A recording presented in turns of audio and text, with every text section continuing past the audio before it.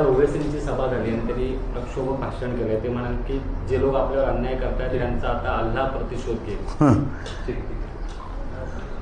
कालची जी सभा झाली अहिल्यानगरमध्ये, अहमदनगरमध्ये नाही.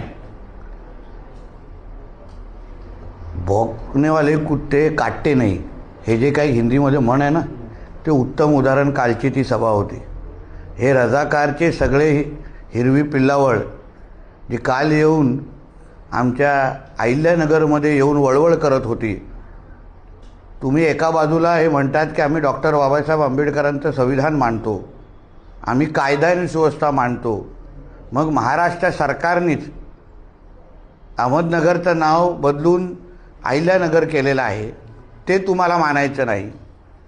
औरंगाबादचं नाव बदलून छत्रपती संभाजीनगर केलं आहे, ते तुम्हाला मानायचं नाही. हे काय तुमच्या अब्बाच्या पाकिस्तान आणि इस्लामाबाद आहे काय की इथे शरिया कानून लागू आहे?